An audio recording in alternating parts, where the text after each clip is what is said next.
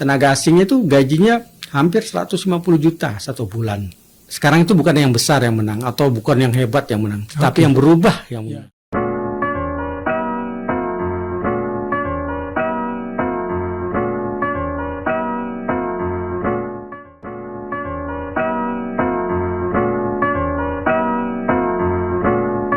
Apa kabar sahabat Besiru?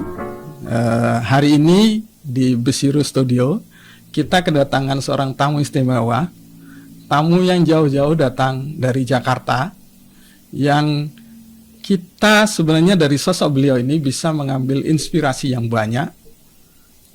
Saya kenalkan Mas Peter Frans, nama lengkapnya adalah Insinyur Haji Peter Frans. Beliau menjabat saat ini sebagai Ketua Umum Dewan Pengurus Nasional Ikatan Nasional Konsultan Indonesia. Beliau adalah Ketua Umum untuk periode 2018-2022. Selain itu beliau adalah Direktur Utama dari PT Ciria Jasa Engineering Consultant. Nah, ada yang menarik teman-teman dari Mas Peter ini adalah Mas Peter ini adalah sosok orang daerah, ya Mas ya, yang saya tahu bahwa kemudian memutuskan hijrah ke Jakarta, kemudian berkarir dan sampai pada posisi saat ini. Mas Peter untuk menjadi posisi di saat ini menjadi pimpinan tertinggi sebuah organisasi itu adalah pencapaian tertinggi kalau dari aspek leadership kepemimpinan. Karena untuk mencapai posisi itu tentunya Mas Peter sudah meninggalkan rekam jejak. Karena kan Ketua Inkindo ini dipilih oleh anggota seluruh Indonesia ya Mas ya. Benar ya. Jadi pastinya kan tentunya ada hal yang prestasi-prestasi yang kemudian dilihat oleh teman-teman seluruh Indonesia. Nah, pertanyaan saya, bagaimana Mas Peter kemudian sampai pada titik seperti ini, sampai sebagai Ketua Inkindo, kemudian punya perusahaan besar di Jakarta, ya, yang orang daerah kemudian yang daerah Lombok lah, ya, kita anggap daerah kecil yang kemudian berjuang dan sukses seperti sekarang, Mas. Iya, makasih Mas Anas. Mas Anas ini sahabat saya di Malang. Saya sama-sama sekolah di Malang. Saya ini sebenarnya putra Gomong. Iya. Kita sama-sama SD 7. SD 7, iya. SMA-nya SMP 1, SMA 1. Dan saya kuliah di Brawijaya, Fakultas Teknik, dan pertama bekerja ya di Lombok. Membina perusahaan pertama di sini. Perusahaan saya konsultan. Konsultan itu bukan hanya konstruksi lah ya. Nah, saya sekarang menjadi Ketua Umum Ikatan Nasional Konsultan Indonesia. Jadi Ikatan Nasional Konsultan Indonesia ini adalah asosiasi perusahaan.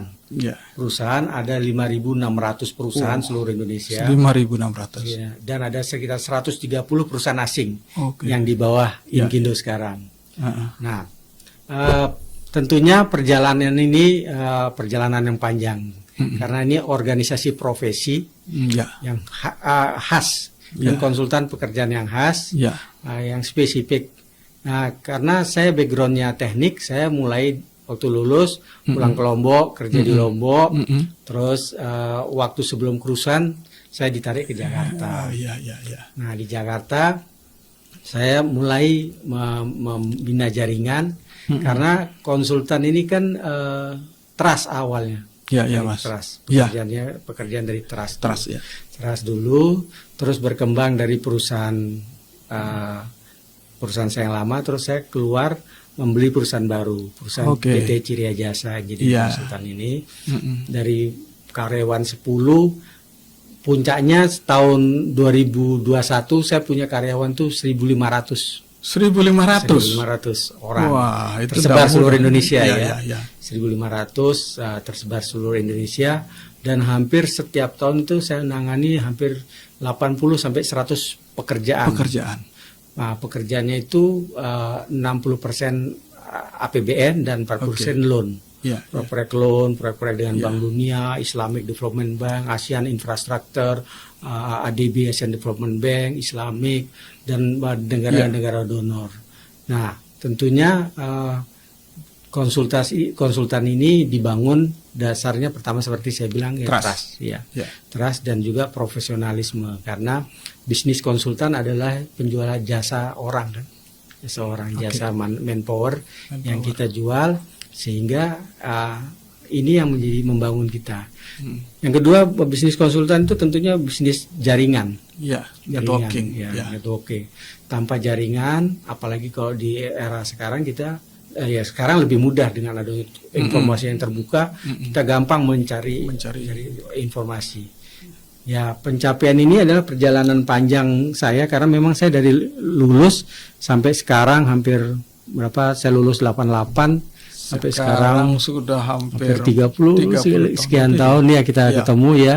Bergerak di konsultan ya, konsisten, fokus. Saya pertama dari waktu di Lombok saya masih pegawai waktu di Jakarta saya punya perusahaan. Terus saya menjadi ketua Inkindo DKI dulu. Ketua Inkindo DKI dulu. Ketua Inkindo DKI, terus saya fight di nasional. Saya bisa mengalahkan incumbent. Incumbentnya, incumbentnya senior dari Semarang. Saya bisa mengalahkan karena mungkin dilihat masih muda. Lawan biasa konsultan itu kan tua-tua, senior. Karena mungkin figur saya masih muda dan saya tagline-nya membina konsultan kecil dan menengah di daerah. Dan itu sangat pas untuk teman-teman di daerah. Gitu. Iya Mas. Jadi hal yang menurut saya tidak mudah karena di Inkindo itu kan orang-orang pinter Mas. Iya. Kan yang dijual itu adalah manpower tadi, orang-orang yang punya itu gitu ya. Bagaimana Mas Peter kemudian bisa meyakinkan itu gitu loh teman-teman di Inkindo itu, dan sekarang bagaimana perjalanan Inkindo saat ini Mas? Ya, seperti tadi saya bilang, Inkindo ini beragam. Jadi dia itu ada 18 bidang.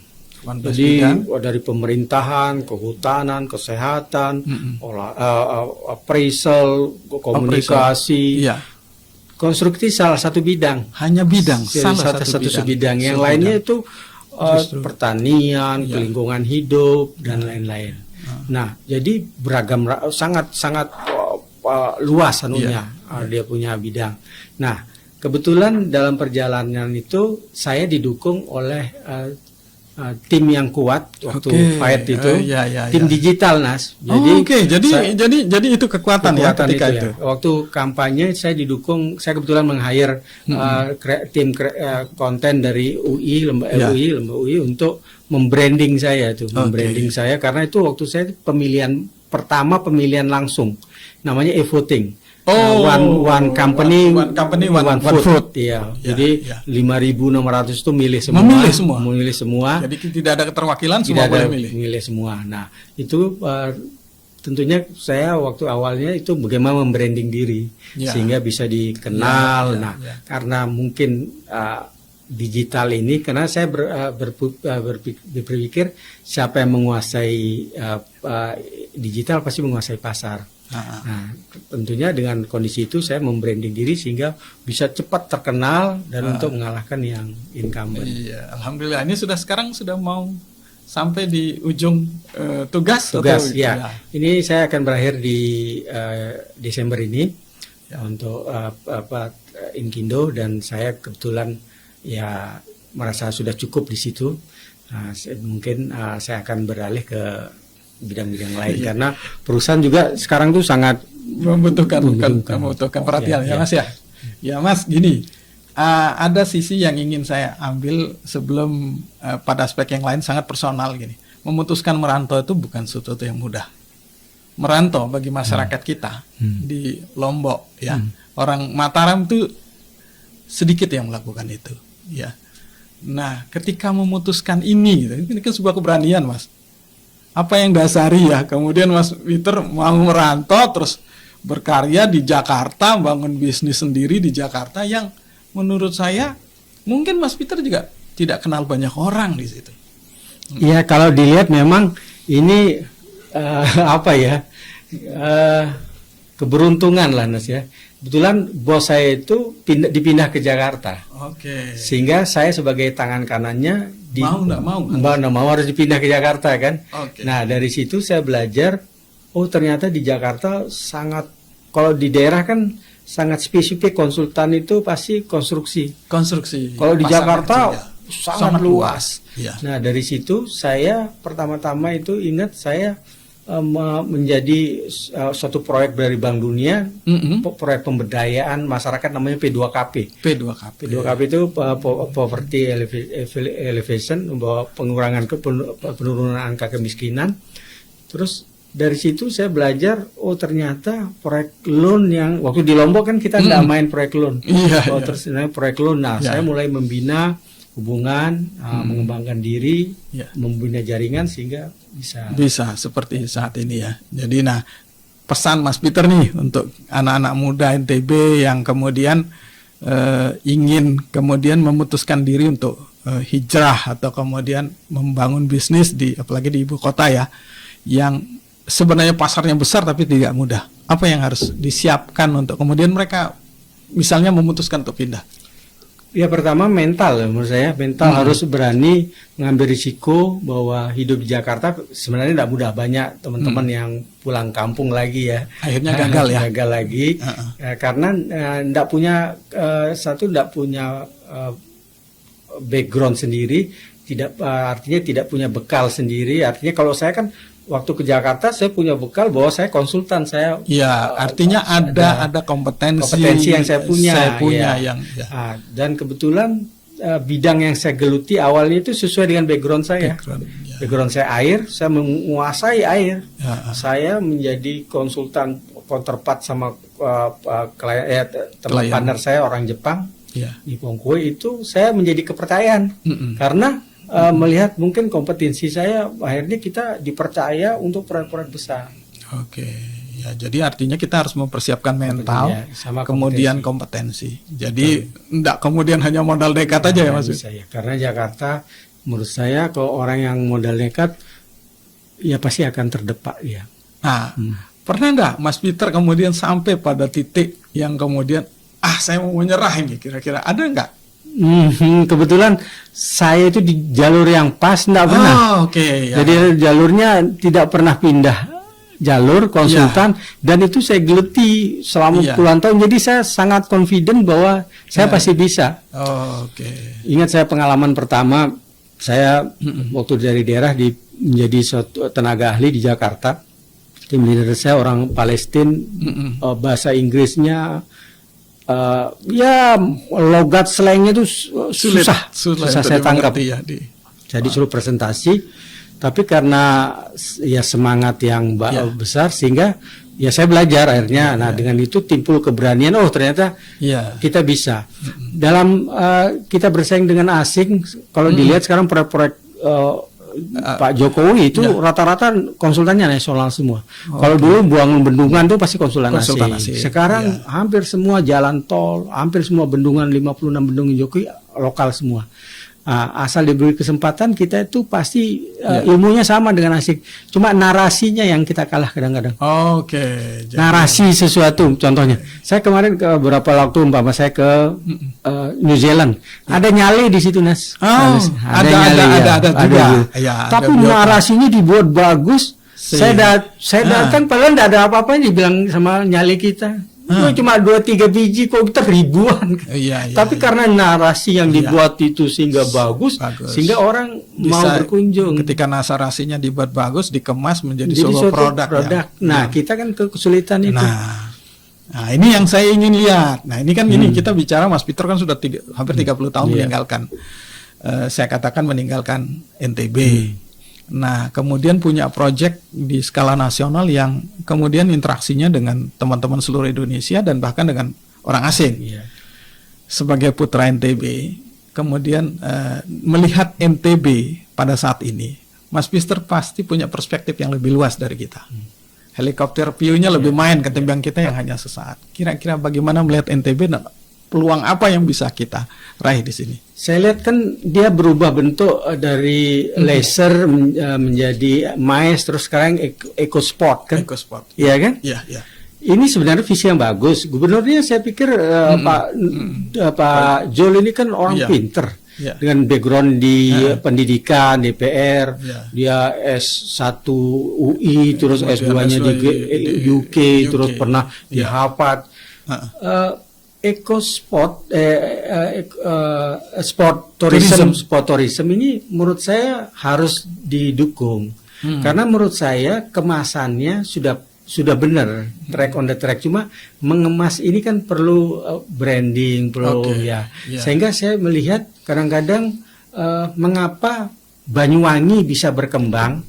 Yang kecil ya. Saya lihat kalendernya Pak Azwar Anas itu hampir setiap bulan itu ada Setiap kalendernya, minggu. iya. Setiap minggu. Festival layang-layang, festival gangsing, yang menurut saya hal-hal kecil. Yang kalau Lombok ini dibuat event-event itu pasti akan menarik. Saya pergi ke Banyuwangi diajak makan begibung, kalau kita begibung di suatu mungkin bagusan kita punya, tapi dikemas dengan narasi yang bagus, ada obor penjornya aja gitu, kita duduk di bawah dikasih duren, ayam, enggak ada apa-apanya sama ayam kita. Tapi karena dikemas yang baik menjadi atraksi yang baik. Nah, yang itu sehingga saya pernah ngomong ke Pak Gita, harusnya NTB itu kalendernya harusnya banyak. Nah, itu ndak memakan biaya yang besar. Yang kedua, saya melihat perlu keindahan. NTB kenapa Jawa Timur bisa Bu Risma bisa melegenda karena membangun taman. Coba sekarang dari Cakra sampai berapa sih taman kita? Coba pertumbuhan jumlahnya. Mas Anas pernah waktu kita mahasiswa lihat Surabaya kan keren. Coba sekarang ke Surabaya. Bunga-bunga sepanjang itu. Bunga Takabaya yang dari Jepang dia impor semua begitu bagus. Saya kadang-kadang bermimpi kenapa sih NTB tidak bisa lomba ya, kota Lombok lah untuk mempercantik diri.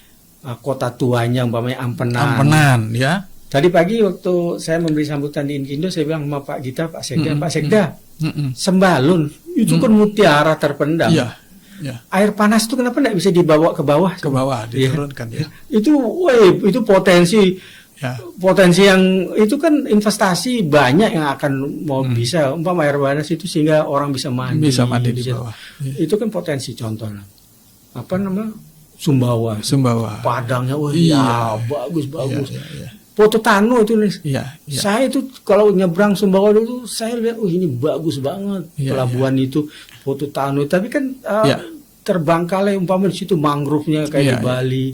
Nah, saya melihat, itu memang kalau Pemda selalu menganggarkan bahwa tidak ada uang, selalu ini kan, selalu karena masalah keuangan.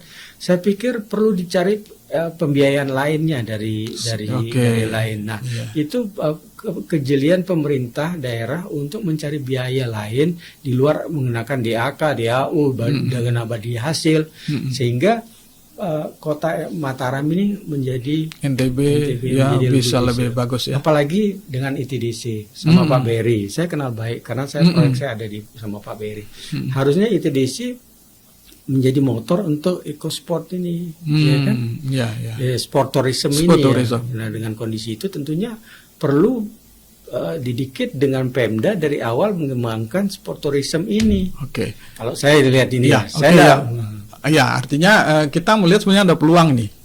Pemda, cuman memang Pemda perlu effort usaha yang lebih keras untuk kemudian mewujudkan itu. Dan ini juga akan lebih cepat kalau didukung oleh sektor usaha. Nah, sebagai seorang pengusaha nih, kalau kemudian apa sebaiknya yang kemudian kita, menurut Mas Peter, pengusaha lokal ini harus ngambil peran di tumbuh kembangnya sport tourism ini dan pariwisata yang sudah menemukan ciri sendiri nih Lombok ini. Pertama, terbuka informasi dari Pemda dulu. Apa dia punya, dia punya. Nah, itu diikuti oleh pelaku usaha, sehingga ada umpamanya sekarang kita untuk sport tourism kita mau mengembangkan Selanggana umpamanya sebagai apa, atau kita mengembangkan trekking Gunung Rinjani. Bagaimana pengusaha mau menginvestasi kalau tidak ada? Coba sekarang ke Jogja, Mas Anas. Berarti memang ini tugas pemerintah dulu menyiapkan anunya. Saya kemarin ke Jogja kira-kira 2 minggu lalu, saya buka Buspropin Kilo, itu jalur trek sepeda untuk sepeda, dan pemberhentian kopinya itu banyak-banyak. bagus dan yang instagramable semua dibuat. Sehingga orang habis naik sepeda berarti saya lihat sini ada komunitas sepeda. Tapi banyak. Tidak ada untuk kita foto-foto instagramable, masa tembola doang kita mau foto yang tembola yang di. Tidak ada umpama taman bunganya, terus di trek pusuk atau di trek. Nah, saya berpikir kenapa ya NTB Jogja sekarang Nas, harum jeram, objek wisatanya sangat maju. Ya, saya lihat ada berapa yang tempat menarik. ngopi pinggir sawah, terus warung kecil yang di desa yang cuma mengandalkan jualan padi sawah, makan di sawah. Kalau pagi-pagi mau sarapan gudeg di pinggir sawah. Itu Jogja penuh dan ramai. Nah, saya juga kadang-kadang bermimpi karena harusnya pemerintah NTB ya mungkin sudah ke sana, tapi mungkin perlu lebih terbuka sehingga membuat infrastrukturnya ke arah sana sehingga akan diikuti oleh pengusaha. Karena kalau tidak ada infrastruktur yang dibangun, pengusaha kan tidak mungkin. Bila perlu mungkin pemerintah sudah punya, kan ada konsep-konsep sekarang misalnya kerjasama pemerintah dan swasta ya, BOT atau misalnya kawasan yang pemerintah punya kemudian itu didorong untuk kelola swasta. Tapi sering yang saya lihat adalah pemerintah tidak siap dalam FS-nya semua segala macam, sehingga akhirnya juga memang KPBU kerjasama pemerintah dan badan usaha itu ada dua, boleh inisiatifnya unsolicited dari pemerintah atau solicited dari swasta. Nah, itu tinggal dipilih, tetapi keterbukaan informasi itu harus dibuat. Nah, mungkin perlu dibuat database digital tentang database digital potensi ada. Nah, itu mungkin di webnya Pemda harus di-publish. Kan kita era digital sekarang, umpama ada ini ada potensi ini, sehingga orang dari luar dari manapun akan cepat membaca, mengambil peluang itu. Jangan mengandalkan 3 gili saja. Harusnya pengembangan trekking Sembalun, Pusuk, Pantai Selombalana, macam-macam. Nanam bawang pun sebenarnya kalau dikemas menjadi menarik kan gitu kan? Benar. Nanam bawang pun kalau dikemas menjadi menarik. Apa ini kira-kira karena mungkin pemerintah tidak melibatkan banyak keterlibatan teman-teman konsultan nih, karena gini, saya melihat Banyuwangi, keberhasilan Banyuwangi itu adalah dia berani make misalnya arsitek yang bagus untuk buat landscape katanya Mas. Makanya saya bilang sama Pak Gita tadi di waktu pembukaan Inkindo, harusnya konsultannya diikutkan, jangan di proyek hilir aja dari hulu. Waktu dari sebelum musrenbang ini masukan ini ikutkan konsultan, karena saya bilang tadi tidak ada negara maju tanpa konsultan yang maju. Tidak ada negara maju tanpa konsultan yang maju. Tiada negara hebat tanpa konsultan yang hebat, karena konsultan membangun peradaban. Percaya enggak bahwa konsultan membangun peradaban? Contohnya IKN, kan konsultan duluan. Kalau enggak desainer dulu. MRT kalau mau mengubah budaya orang dari naik kendaraan pribadi menjadi kendaraan publik, kan itu harus ada studinya, konsultannya duluan, kontraktor belakangan. Kita mau rencana eksekusi kan, hanya bangun IKN harus konsultan dulu, karena konsultan itu dari kita bangun tidur, dari kita lahir sampai meninggal itu harus ada konsultannya. Dari kita lahir harus rumah sakit didesain, terus kita belajar sekolah, terus sampai kerja, sampai meninggal Nas. Kalau di Jakarta ada Sandiago Hill, itu desainnya konsultan makam begitu contohnya. Jadi konsultan itu dari menangkap ide, gagasan, melakukan master plan, kajian, melakukan detail desain, FS, membangun, mengoperasikan sampai meruntuhkan, demolisi. Enggak cocok bangunan, kita meruntuhkan, ada konsultannya kan. Nah, artinya seluruh aspek ada konsultannya di konstruksi. Non konstruksi juga. Saya mau mengenai kajian tentang bagaimana revitalisasi kota tua, kan konsultan itu kan. Tampenan kita mau revitalisasi, mau dibuat apa nih? Kali Jangkok itu yang di Ampenan itu, supaya orang tidak BAB di situ, supaya rumahnya ngadep ke kali sehingga orang bisa jualan. Sehingga dicat kayak di Jogja Kali Code warna-warni atau di Malang. Itu. Nah, itu kan memang figur pemimpin diperlukan. Figur pemimpin yang memahami karakteristik kebutuhan untuk membangun suatu daerah itu. Umpamalah wali kota ya fokus ke kota saja. Maksudnya pembangunan kota, keindahan kota, taman dibuat buat banyak, tata kaki limanya dibuat. Saya tadi pagi coba ke Pantai Ampenan, muter Pantai Ampenan, sama mungkin 10 tahun lalu, 20 tahun lalu sama aja, enggak ada Jadi menjadi kumuh karena tidak tertata baik dan tidak ada event-event yang menggerakkan kegiatan di sana, sehingga orang ke sana itu ya akhirnya tidak. Ya, padahal kan konsultan itu tidak hanya bicara dia merencanakan fisik, tapi bagaimana kemudian memberikan masukan dalam memberdayakan masyarakat, ya supaya. Ya, itu konsultan non konstruksi. Jadi non konstruksi itu termasuk itu. Jadi konsultan itu bukan konstruksi aja. Bagaimana menuruni kemiskinan, bagaimana pemberdayaan masyarakat dan lain-lain ya, capacity building, training gitu. Sebenarnya menarik ya Mas, dunia bisnis konsultan ini. Ya. Sangat menarik kalau saya lihat itu karena kan dia bergantung pada ide gagasan yang harus dirumuskan. Nah, apa sih Mas yang diperlukan? Misalnya ada anak muda nih yang pengen jadi konsultan gitu ya, berbisnis, memutuskan bisnis. Apa sih yang harus yang diperlukan untuk kemudian dia bisa menjadi seorang konsultan yang baik? Pertama, kalau dia mau bisnis entrepreneurship konsultan, dia harus memahami regulasi. Regulasi bagaimana menjadi konsultan kan. Ini kan karena ada uang publik yang kita mau pakai, tentunya ada regulasi. Siapa yang menguasai regulasi, menguasai pasar, Nas. Anas tidak akan bisa ikut tender kalau tahu regulasinya. Nah, untuk menjadi konsultan, begitu dia lulus tidak bisa ujuk-ujuk jadi konsultan, ada syarat kompetensinya, SKK-nya. Harus dia lulus di situ sehingga dia punya sertifikasi keahlian kompetensi. Kalau dia arsitek ya IAI, kalau dia pengairan ya HATI, kalau dia bendungan ini, kalau dia sipil ini. Nah, harus sertifikat. Sertifikat itu diperlukan untuk apa? Ya untuk kerja di pemerintahan yang mensyaratkan, karena di regulasi kita mensyaratkan itu. Ada SKK. Nah, bagaimana pemerintah sekarang? Ya, pemerintah sekarang seharusnya memberi afirmatif kepada konsultan-konsultan lokal supaya lokal kontennya ada. Lokal kontennya ada, karena yang tak lebih tahu lokal konten harusnya adalah konsultan lokal. Umpamanya kita mau mengembangkan ITDC. ITDC kan. Bukan sebagai harus ada lokal konten yang tahu. Kita bukan kita a priori terhadap konsultan luar ya, konsultan di luar Lombok. Tetapi pemerintah daerah harus memakai konsultan Lombok. Bagaimana umpamanya budaya Lombok, bagaimana beruga yang benar umpamanya gitu, atau desa adat yang benar menurut versi Lombok. Kenapa? Harusnya kan di ITDC ada desa adat sehingga orang datang untuk melihat gitu. Harusnya di lapangan terbang kita ada pameran untuk bagaimana menenun umpamanya gitu, sehingga orang tidak perlu ke minimal dapat dulu lah. Nah, karena menurut saya airport itu harus menjadi etalase kita. Etalase Lombok, sehingga orang kadang-kadang transit di airport sudah tahu bahwa di Lombok itu begini. Nah, satu itu.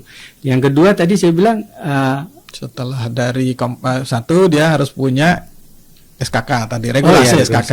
Terus dia tinggal milih mau profesional atau perusahaan, mau jadi tenaga ahli atau mau mendirikan perusahaan. Itu kan dua hal yang berbeda. Kalau mau jadi profesional ya bekerja sesuai profesional. Bekerja. Tetapi kalau dia mau entrepreneurship menjadi pengusaha kayak saya, dia harus memahami regulasi bagaimana mendirikan perusahaan, bagaimana mencari kerja, bagaimana itu. Nah, konsultan-konsultan NTB terlalu berorientasi pada konsultan konstruksi. Nah, ini yang kita lihat ya selama ini Mas ya. Konstruksi. Ngumpul di situ ya. Itu aja, padahal pangsa pasarnya itu kecil, yang non konstruksi kan yang besar. Umpama sekarang saya jadi konsultan PMO, Project Monitoring Office untuk PMC-nya untuk ITDC. Yang atas itu kan non konstruksi itu kan. Bukan konstruksinya di bawah ngawasi kita menjadi Itu kontraknya tenaga asingnya itu gajinya hampir 150 juta satu bulan. Asing. Tenaga lokalnya sampai 50 juta per bulan untuk tenaga lokalnya. Tapi itu ada syarat-syarat yang harus dipenuhi. Nah, oke. mencari tenaga itu di Lombok, nah itu sulit ya. Nah, sehingga banyak yang ternyata kerja dari konsultan dari Jawa. Itu yang saya alami. Artinya tadi saya bilang ke teman-teman di Lombok, mulailah berubah. Siapa yang sekarang itu bukan yang besar yang menang atau bukan yang hebat yang menang, tapi yang berubah yang menang. Paling cepat beradaptasi. Ya, yang cepat beradaptasi. Oke. Itu yang akan berhasil. Oke. Nah, tentunya kita harus kalau kita terhebat, kita tidak bisa terhebat. Kita harus yang tercepat. Kalau kita tidak bisa tercepat, ya kita harus berbeda. Iya. Yang kalau ada setumpuk jarum, nah, iya, Mas. semua sama tajam, sama hebat. Tapi kalau ada satu berwarna biru atau merah kan gampang kita lihat. Oh, ini jarumnya biru. Gitu. Nah, harus kita mempunyai. Kita harus menemukan berbeda, itu, Mas. Ya, menemukan itu. Nah, itu sehingga di zaman sekarang ini. Sesuai dengan konsultan juga harus di era digital harus ngerti mau ikut masuk di sana. Iya, menarik Mas. Jadi berarti teman-teman daerah harus kemudian mindsetnya juga harus mulai bergeser ya. Tidak non konstruksi ya. Dan itu kalau dalam pengalaman Mas Peter nih kan 1 tahun informasinya omsetnya sampai sekian. Dari sekian itu yang mana yang lebih dominan Mas? Konstruksi atau non konstruksi? Kalau sekarang karena eranya infrastruktur. Jadi kita sebenarnya mengikuti era apa yang direncanakan pemerintah ya. Infrastruktur sekarang infrastruktur setelah hampir 2-3 tahun ini booming ya. Seluruh bendungan kan konsultan, jalan tol, IKN.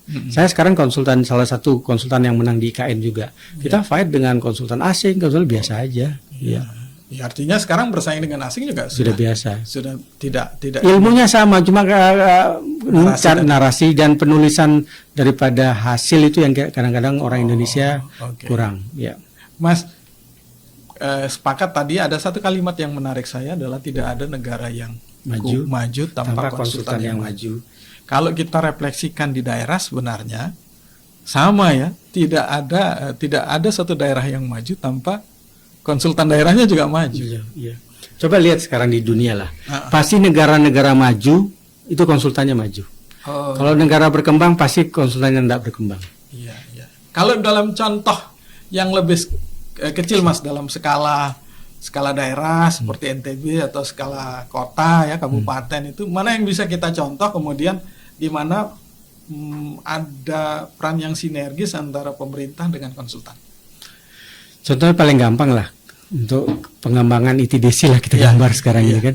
Harusnya kan yang berperan konsultan lokal ini Pak untuk pengembangan ITDC. Kan ITDC bukan mengembangkan hotel doang kan. Ini kan kawasan 1.000 hektar, 1.200 hektar yang banyak turunannya. Nah, seharusnya konsultan terutama terutama harus menemukan bisa memvisualisasikan idenya ke konsep-konsep ITDC, memberi masukan kepada pemerintah daerah.